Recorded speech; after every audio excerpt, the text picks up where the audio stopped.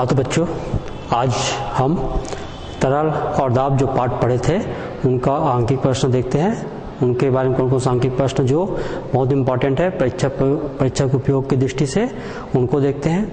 चलिए तो पहला अपन क्वेश्चन देखते हैं। पहला जो आंकिक प्रश्न होता है ये होता है कि जल की कितनी गहराई, मान लेते हैं प्रश्न है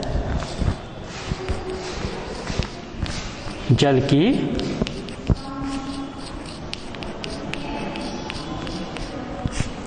कितनी गहराई, जल की कितनी गहराई पर दाब वायुमंडलीय दाब के मान के बराबर होगा। जल की कितनी गहराई पर दाब वायुमंडलीय दाब का 2 गुना होगा, जबकि हमको वायुमंडलीय दाब दिया गया है।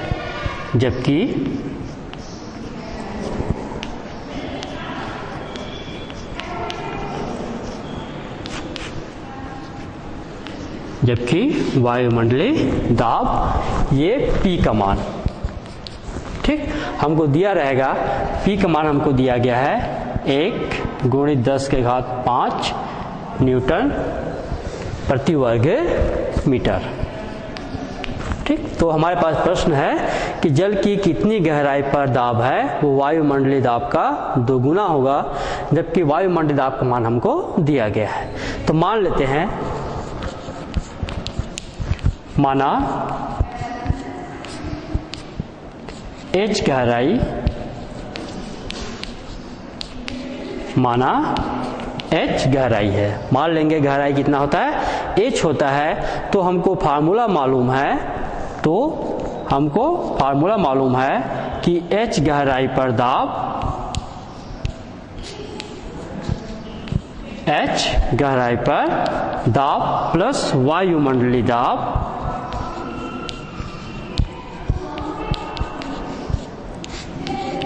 H गहराई पर दाब प्लस वायुमंडलीय दाब गुणित 2 गुणित, प्रश्न बोलता है 2 गुना होगा।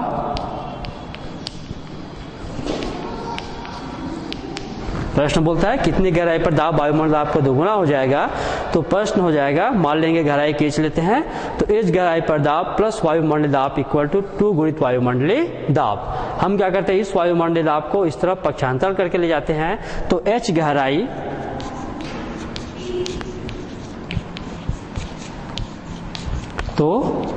गहराई पर दाब बराबर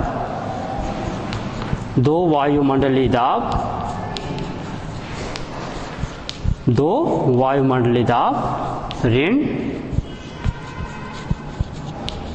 वायुमंडलीय दाब, 2 वायुमंडलीय दाब ऋण 1 वायुमंडलीय दाब, अर्थात हो जाएगा H गहराई पर दाब। H गहराई पर दाब, इनके लिए हमारे पास सूत्र है H row into G equal to, ये हमारा हो जाएगा 2 में 1 घटा देंगे तो ये बचेगा हमारे पास 1 वायुमंडलीय दाब, अर्थात वायुमंडलीय दाब।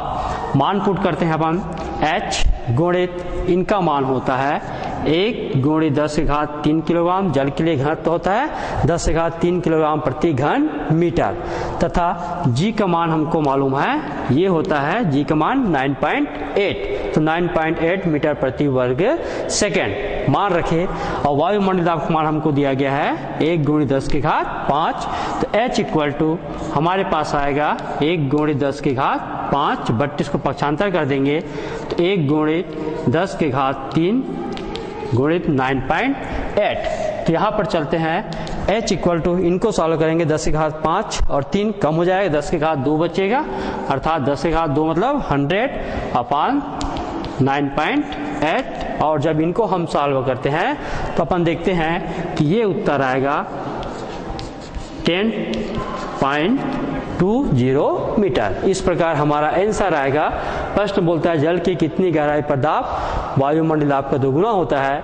तो मान लीजिए जल की गहराई H है, तो फार्मूला होता है H गहराई पर दाब प्लस वायुमंडलीय दाब इक्वल टू 2 गुना वायुमंडलीय दाब, अर्थात H गहराई पर दाब बराबर वायुमंडलीय दाब।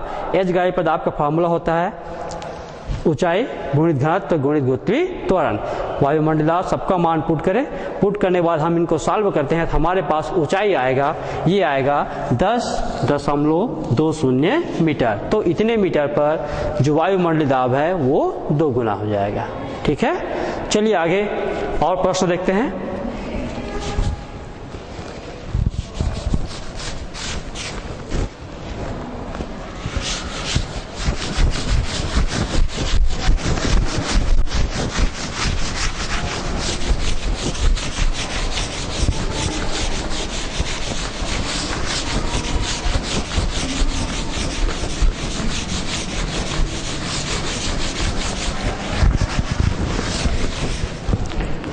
अगला क्वेश्चन देखते हैं।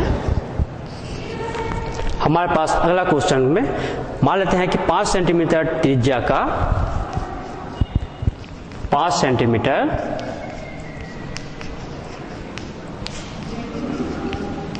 सेंटीमीटर त्रिज्या का साबुन का बुलबुला बनाने के लिए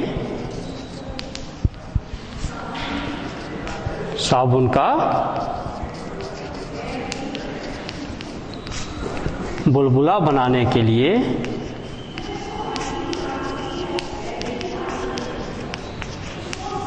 5 सेंटीमीटर साबुन का बुलबुला बनाने के लिए कितना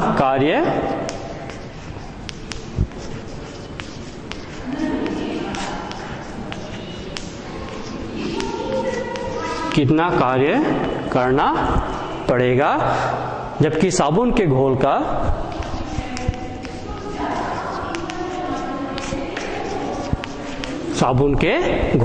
पृष्ठ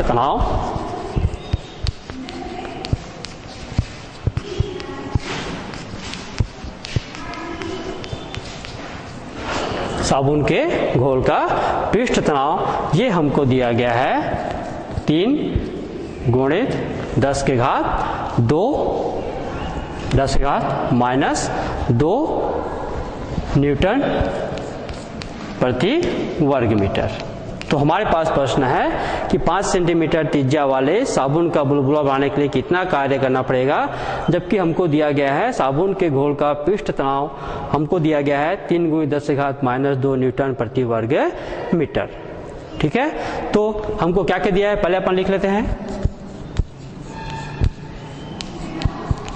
हमारे पास दिया गया है त्रिज्या, हमको त्रिज्या r इक्वल टू ये हमको दिया गया है 5 सेंटीमीटर। तो सेंटीमीटर को हमको पहले मीटर में चेंज करना होगा, तो ये हो जाएगा 5/100 मीटर। इनको सॉल्व करेंगे तो ये हो जाएगा त्रिज्या हमारे पास आएगा 1/5 × 5 5 दूनी 10 1/20 मीटर। ठीक है, साथ ही पृष्ठ तनाव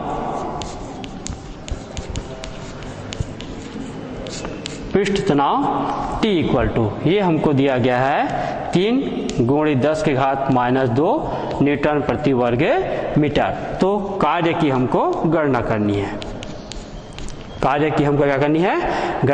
है। चूंकि हमको मालूम है कि किसी भी साबुन के बुलबुले में 2 पृष्ठ होते हैं जिनका पृष्ठीय क्षेत्रफल हमको मालूम है साबुन के घोल के 2 पृष्ठ होंगे,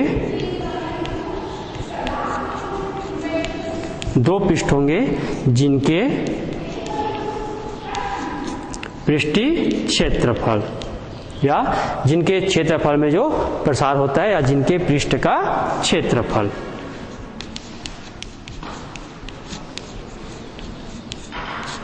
साबुन के घोल में 2 पृष्ठ होते हैं जिनके पृष्ठ का क्षेत्रफल 2 पृष्ठ होगा, तो 2 इंटू पृष्ठ का क्षेत्रफल होता है 4 पाई और त्रिज्या का वर्ग अर्थात 2 इंटू 4 पाई आर स्क्वायर।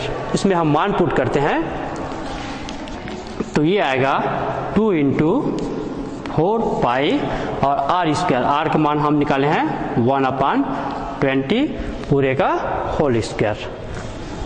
इनको मान पुट करते हैं तो ये हो जाएगा 4 दूनी 8, पाई का मान 1.5 34 × 1 और इनको जब मान हम सॉल्व करेंगे तो ये जाएगा 1/400। जब इनको सॉल्व करेंगे तो इनका जो मान प्राप्त होता है ये मान हमारा प्राप्त हो जाएगा 628 गुणित 10 के घात -4 वर्ग मीटर। तो क्षेत्रफल A इक्वल टू हमको मिल गया 628 × 10⁻⁴ वर्ग मीटर। इसलिए किए गए कार्य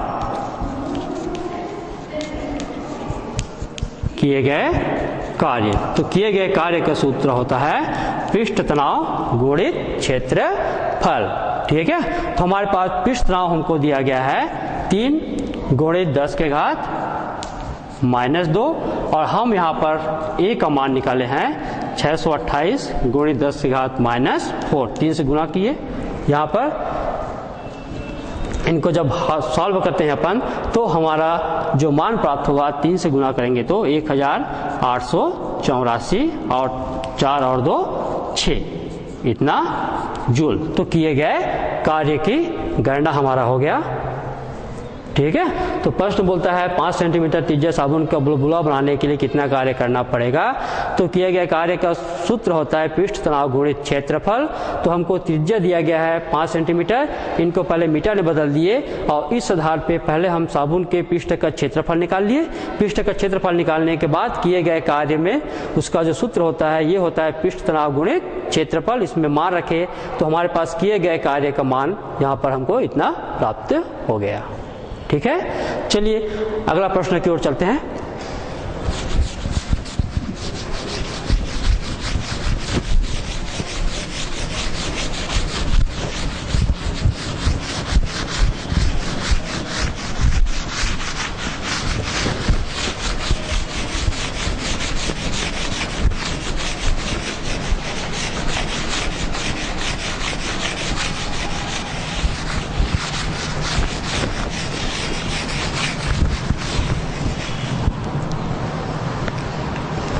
अगला क्वेश्चन की ओर चलते हैं।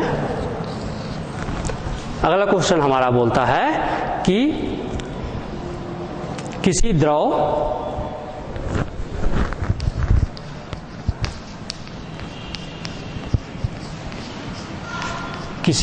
की एक बूंद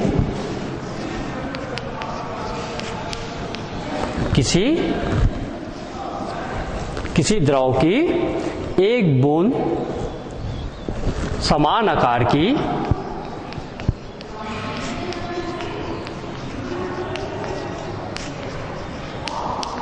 कोई द्रव की एक बूंद है वह समान आकार की 8 बूंदों में विभक्त की जाती है।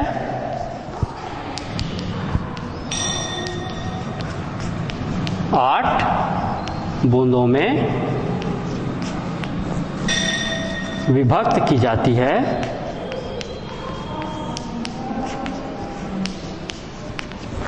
ठीक है, किसी द्रव की एक बूंद होता है वो समान आकार की 8 बूंदों में विभक्त की जाती है। इस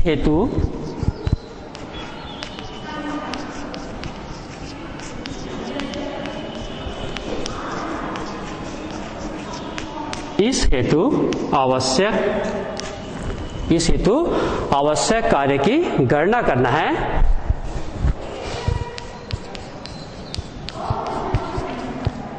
इस हेतु आवश्यक कार्य की गणना करो जबकि दिया गया है जबकि बूंद की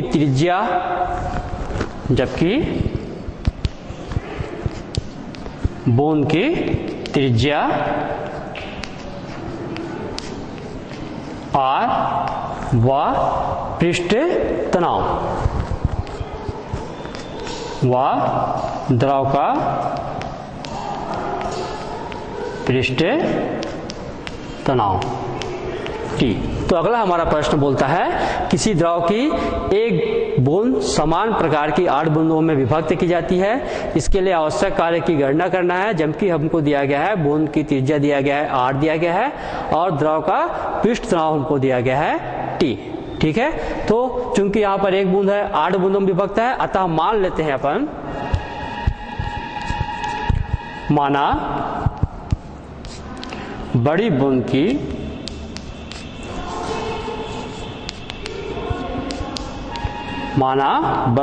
की त्रिज्या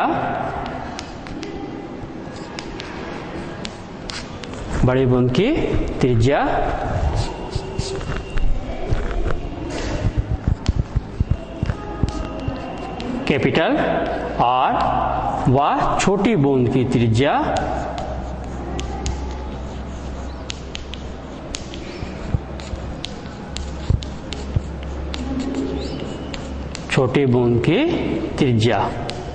स्मॉल आर। मान लेते हैं बड़ी बूंद की त्रिज्या कैपिटल आर है और छोटी बूंद की त्रिज्या को हम स्मॉल आर मान लेते हैं। तो एक बूंद का आयतन या बड़ी बूंद का आयतन,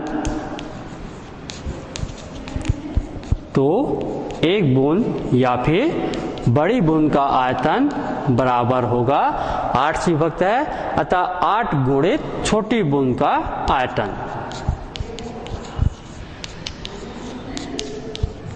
8 गुणित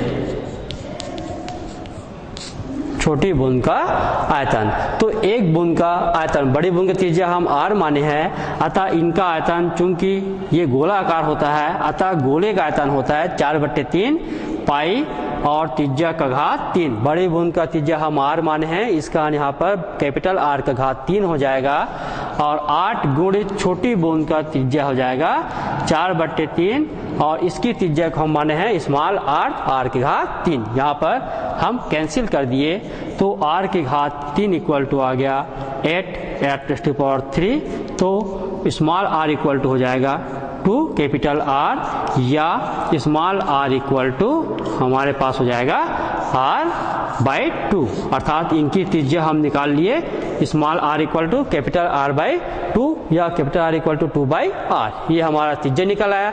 अब अपन चलते हैं बड़ी बूंद का संपूर्ण पृष्ठ।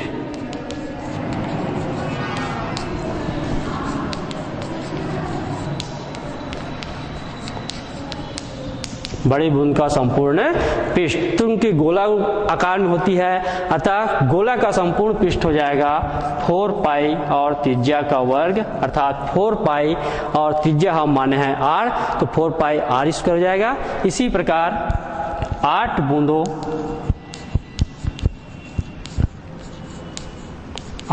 वाली की संपूर्ण पृष्ठ 8 इक्वल टू 4 पाई, और चूंकि ये छोटी है उनकी त्रिज्या को हम कितना मानते हैं स्मॉल r माना जाता है, अतः ये हो जाएगा स्मॉल r स्क्वायर और इनका मान हम पुट करते हैं तो 8 इंटू 4 पाई और ये हो जाएगा कैपिटल R/2 पूरे का घात 2। ठीक, या इनको सॉल्व कीजिए 4 r स्क्वायर 2 का वर्ग हो जाएगा 4 एकम 4 दूने 8, तो 2 equal to 4 pi r square. तो बड़ी बूंद का संपूर्ण पृष्ठ 4 पाई r स्क्वायर, छोटी बूंद का संपूर्ण पृष्ठ आ गया 2 इंटू 4 पाई r स्क्वायर। इसलिए इसके संपूर्ण पृष्ठ या पृष्ठ में वृद्धि, तो पृष्ठ में वृद्धि आ जाएगा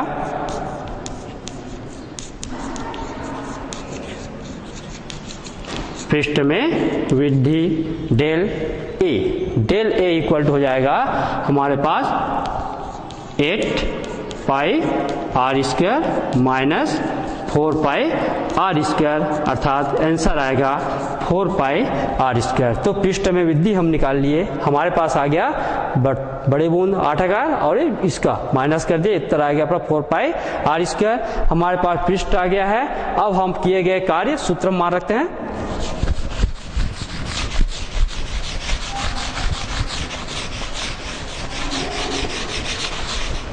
इसलिए किए गए कार्य, तो किए गए कार्य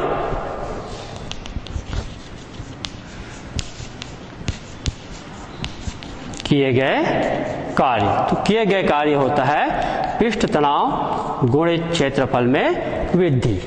ठीक है, तो पृष्ठ तनाव हमारे पास t है इंटू ये हम मान निकाले हैं 4 पाई r स्क्वायर, अर्थात किए गए कार्य हो जाएगा 4 पाई t इंटू r स्क्वायर। ये हमारा आंसर होगा। तो किसी द्रव की एक बूंद समान आकार की 8 बूंदों में विभक्त की जाती है। इस हेतु आवश्यक कार्य की गणना करो, जबकि बूंद की त्रिज्या हमको दिया गया है r और द्रव का पृष्ठ तनाव हमको दिया गया है t। तो इनके लिए हम सॉल्व किए। हम यहाँ पर देखें कि पहले हम बड़े जो बूंद है उनकी त्रिज्या कैपिटल R मान लिए, छोटे बूंद की त्रिज्या हम स्मॉल r मान लिए। तो हमको मालूम है कि जो बड़ी बूंद है वो 8 छोटे बिंदुओं से मिलकर बना हुआ है। इनका मान पुट किए तो हमारा वहाँ पर r में संबंध निकाले तो capital R equal to small r/2 आया हमारे पास, या फिर small r equal to capital R/2। मतलब बड़ी जो त्रिज्या है, बड़ी बूंद उनकी त्रिज्या है छोटी बूंद की त्रिज्या की दोगुनी होती थी।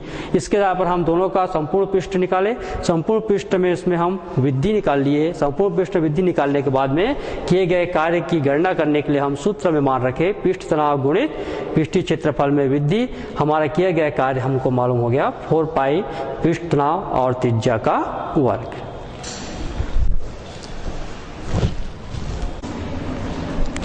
चलिए आगे सवाल की ओर चलते हैं।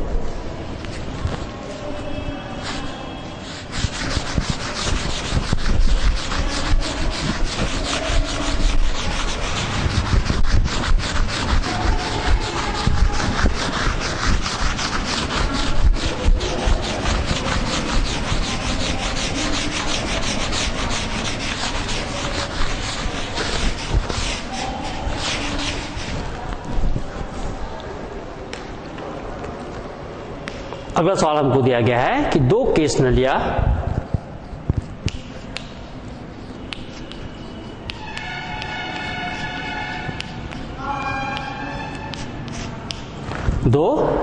नलियां जिनके व्यास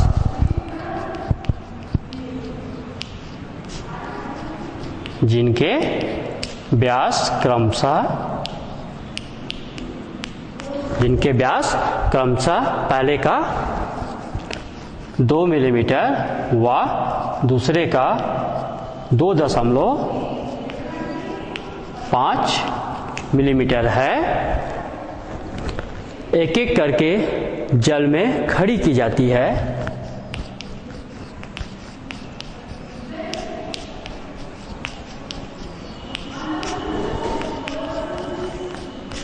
एक एक करके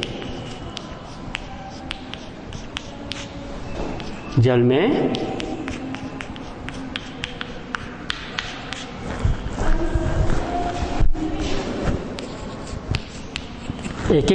में खड़ी की जाती है। यदि दूसरी नली में जल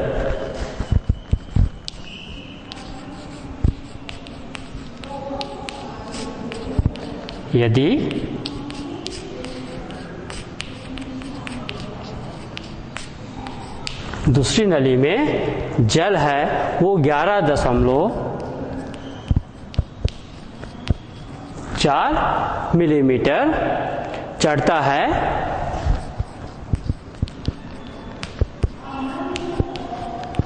है, तो पहली नली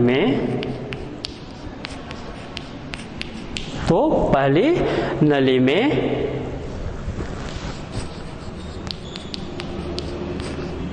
कितना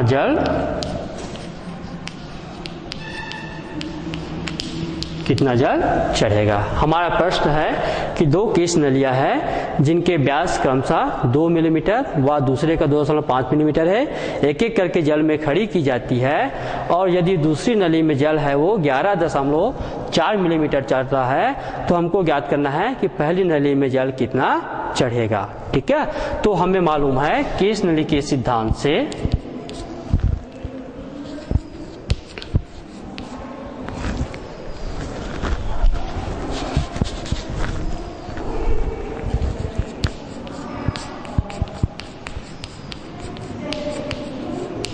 हम जानते हैं कि केशिकत्व के सिद्धांत से R इंटू H बराबर नियतांक।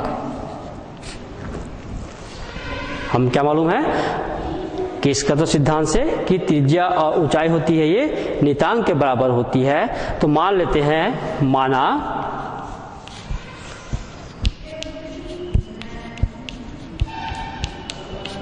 केस नली की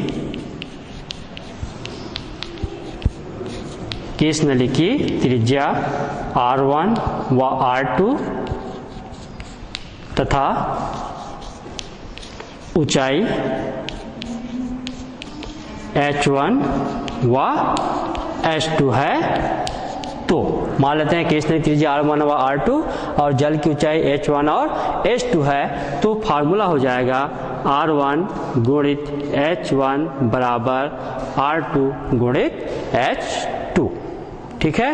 हाँ, हमको दिया है, यहां पर हमको दिया गया है R1 इक्वल टू, ये हमको दिया गया है 2 मिलीमीटर, अर्थात 2R इक्वल टू हमको दिया गया है 2 मिलीमीटर, इसलिए R1 इक्वल टू आ जाएगा 1 मिलीमीटर। ठीक, ये हमको व्यास दिया गया है, उसका आधा कर देंगे, हमारा त्रिज्या हमको मिलाएगा। उसी प्रकार हमको दिया गया है 2R2 इक्वल टू, ये दिया है 2.5 मिलीमीटर, तो हमको R2 इक्वल टू आ जाएगा 1.25 मिलीमीटर। R2 का मान निकल आया। हमको H2 का मान दिया गया है, दूसरे में चढ़ने वाली, ये हमको दिया गया है 11.4 मिलीमीटर। हमको H1 का मान ज्ञात करना है। ठीक है। अतः सूत्र में मान रखने पर, सूत्र में मान रखने पर हमारा सूत्र है R1 इंटू H1, तो ये हो जाएगा 1 इंटू H1 हमको ज्ञात करनी है। R2 1.25 इक्वल टू H2 का मान दिया है हमको 11.4, तो H1 इक्वल टू, इनको हम सॉल्व करेंगे, दोनों का गुणा करते हैं तो ये हमारा आएगा 14.25 मिलीमीटर। अर्थात पहले जो केस नली है उसमें जल होता है 14.25 मिलीमीटर चढ़ पाएगा। ठीक है। तो इस प्रकार से केशिकत्व के सिद्धांत से इस सवाल को हम हल कर लिए। ठीक, चलिए अगले सवाल की ओर।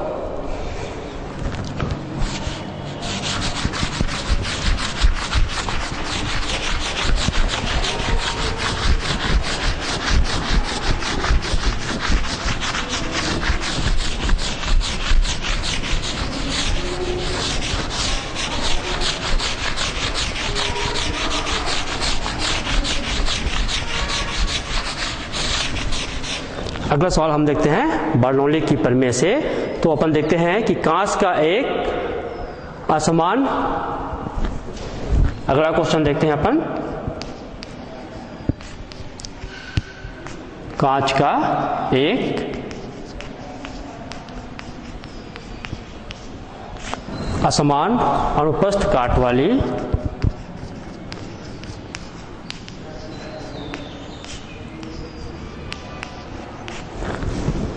कांच का एक असमान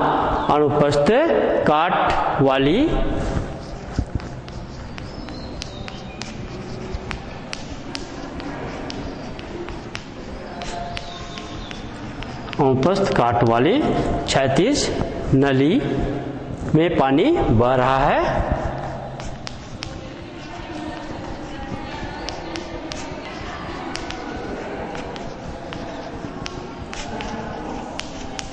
कांच के एक असमान अनुप्रस्थ काट वाली क्षैतिज नली में पानी बह रहा है। एक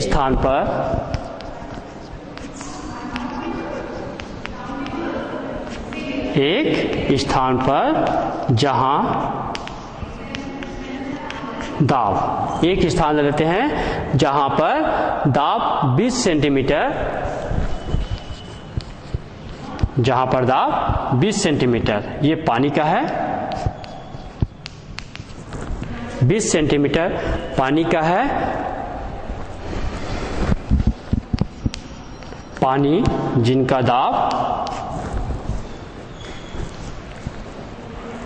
60, कांच के समान ऊपर का क्षैतिज नली में पानी बह रहा है, जहां पर उसका दाब है 20 सेंटीमीटर है, वहां पर पानी जिसका दाब है 60 सेंटीमीटर प्रति सेकंड की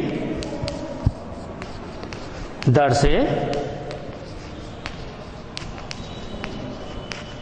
बह रहा है, पानी है उसकी बहने की दर कितना है 60 सेंटीमीटर प्रति सेकेंड की दर से ये बह रहा है। दूसरे स्थान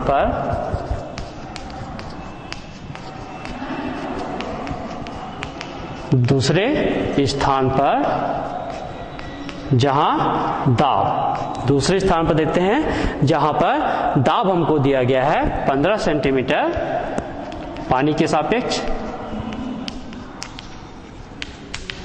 15 सेंटीमीटर है, पानी का चाल ज्ञात कीजिए।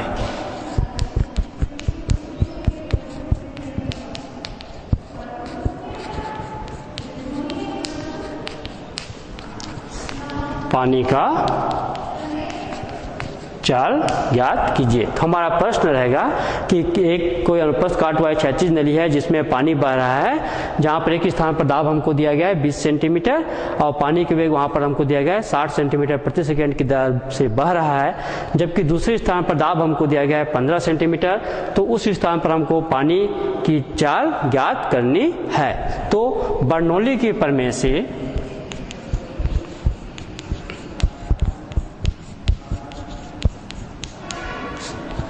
बर्नौली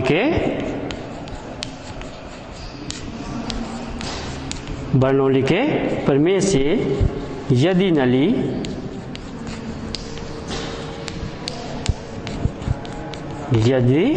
नली क्षैतिज है तो हम सूत्र जानते हैं, सूत्र हमारे पास होता है बर्नौली के प्रमेय से यदि नली क्षैतिज है तो P1 equal to P1 plus 1/2 घनत्व और वेग का घात 2 इक्वल टू होता है दूसरे नली का दाब प्लस हाफ घनत्व गुणित V2 का वर्ग, ये हमारे पास होता है।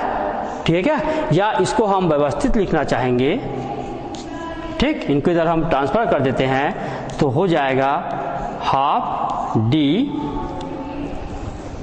इनको इस तरफ डाल लेते हैं, वेग V2 का वर्ग माइनस वेग V1 का वर्ग इक्वल टू, ये हमारा हो जाएगा, इसको हम इस तरफ ट्रांसफर किए, इसको इस तरफ ट्रांसफर किए तो P1 माइनस P2, ये हमारी इक्वेशन आएगा 1/2 D V2 का वर्ग minus V1 equal to P1 minus P2।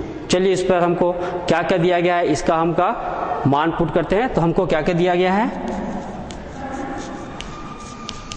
हमको दिया है P1 पहले का दाब, यहां पर हमको दिया गया है, कितना दिया गया है यहाँ पर 20 सेंटीमीटर, 20 सेंटीमीटर। चूंकि ये पानी का दाब है अतः इनको ऊंचाई, अपन सूत्र हमको मालूम है H ऊंचाई घनत्व, ठीक है, तो ऊंचाई घनत्व गुणित गुरुत्वीय त्वरण सेंटीमीटर, तो इसमें हम मान रखते हैं तो हमको मान प्राप्त हो जाएगा, घनत्व होगा सीजीएस मात्रक है तो E और G का मान हो जाएगा 980 सेंटीमीटर, अर्थात P1 का मान हमको, ठीक, ये हो जाएगा 0 2 अट्ठे 16 2 निया 18, इतना, ये हमको मिल गया P1।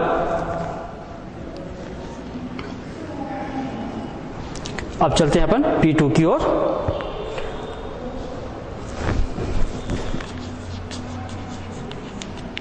डायन प्रति वर्ग सेंटीमीटर, P1 हमको दिया गया है। इसी प्रकार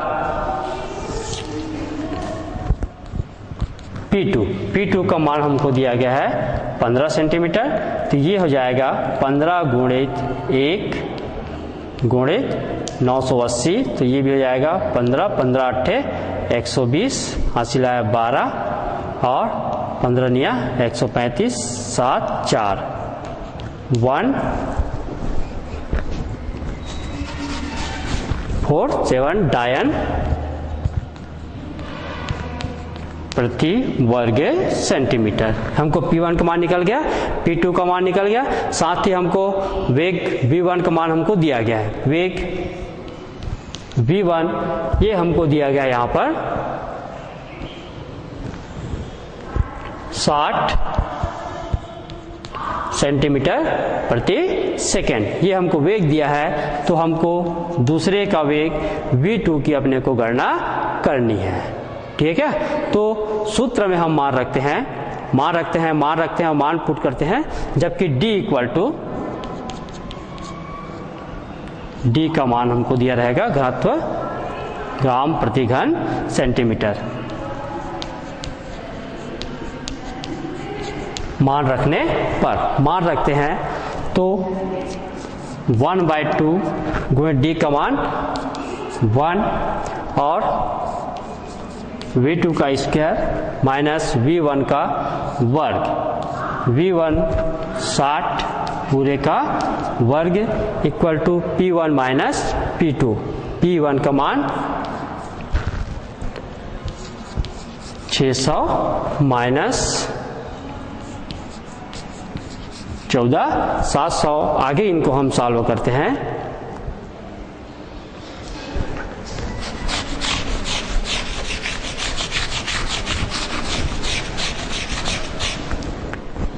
मान रख करके मान हम रखे यहाँ पर, मान रखने के बाद हम इनको जब सॉल्व करते हैं हमारे पास, तो हमारा v2 का मान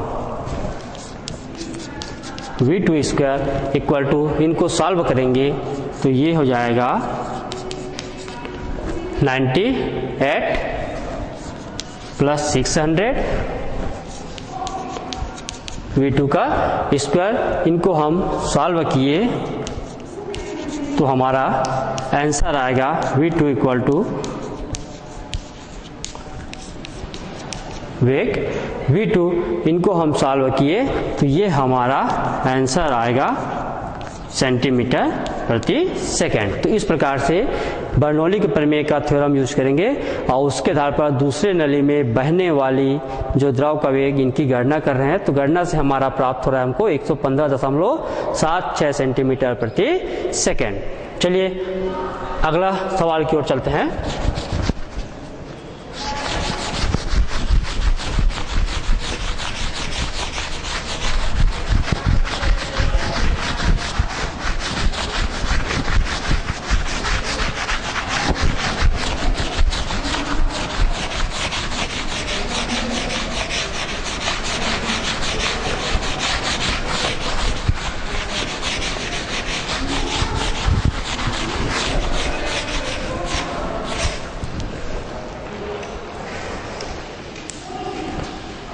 ले लेते हैं अगला सवाल पढ़ लेते हैं।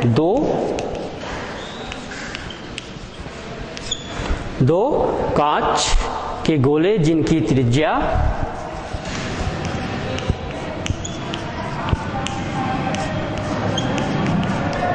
दो कांच के गोले जिनकी त्रिज्या मान लेते हैं एक का R तथा दूसरे का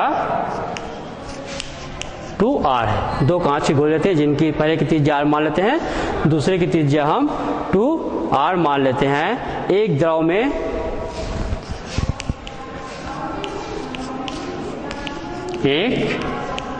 में जिनका श्यानता गुणांक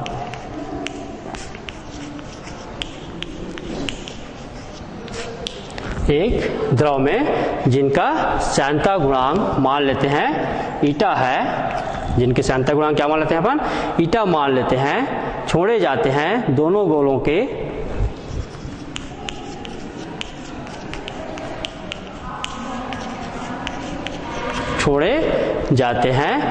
गोलों के सीमांत वेगों की गणना करेंगे।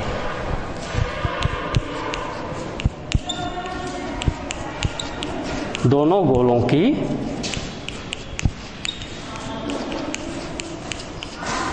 सीमांत वेग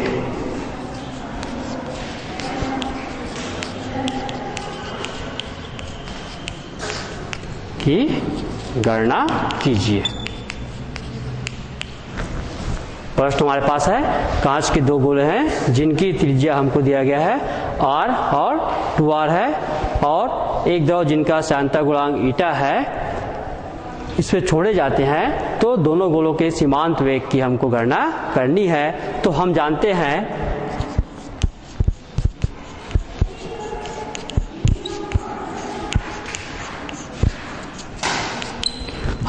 हैं कि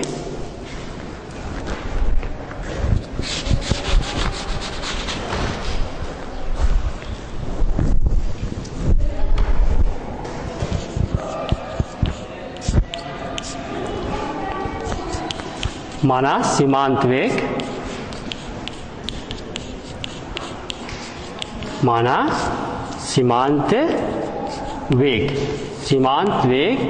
v है, तो हमको मालूम है सीमांत वेग v प्रोपोर्शनल टू त्रिज्या r।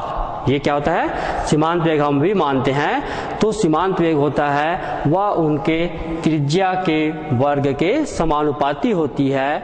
अतः अगर पहले के लिए हम सीमांत वेग v1 और दूसरे के लिए v2 मानते हैं तो v1/v2 इक्वल टू r1 का वर्ग बट्टे r2 का वर्ग, और हमको दिया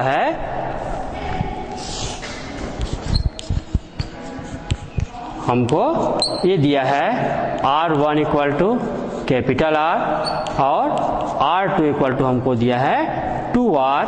अतः इनका सीमांत वेग का अनुपात v1/v2 इक्वल टू मान पुट करते हैं पहले में, तो ये हो जाएगा r² 2r पूरे का घात 2, तो ये हो जाएगा r², 2 का वर्ग करेंगे 4 और r का वर्ग, तो v1/v2 equal to r4 r²। यहाँ पर r कैंसिल हो गया, तो हम देख रहे हैं कि v1/v2 इक्वल टू आ गया 1/4, अर्थात इनके जो अनुपात है इनमें अनुपात आएगा 1:4 का। तो इस प्रकार हम देखते हैं कि दो गोले दिए गए हैं जिनकी हमको त्रिज्या दे दिया गया है, और इन गोलों पहले की त्रिज्या r दिया है, दूसरे का हमको 2r दिया है, और एक द्रव जिनकी सहायता गुणांक ईटा है में छोड़ दिया जाता है। सीमांत वेग की गणना करनी है तो मान लेते हैं हम सीमांत वेग v मानते हैं, तो सीमांत वेग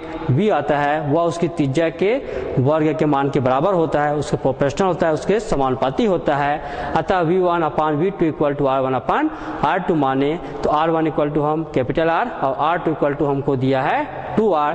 इस प्रकार v1 और v2 में हम मान पुट करते हैं तो हम प्राप्त करते हैं कि दोनों के जो अनुपात है इनमें अनुपात हमारे पास प्राप्त होता है 1:4। ठीक है, तो इस प्रकार से आज हमने जो पाठ पढ़े थे तरल दाब, इनका हम आंकिक प्रश्न के बारे में आपसे चर्चा किए। आंकिक प्रश्न जो परीक्षा उपयोगी होती हैं उनके बारे में हमने आपको बताया। तो ये हमारे पास आंकिक प्रश्न था। आज हमारा यह अध्याय यहीं पर समाप्त होता है। धन्यवाद।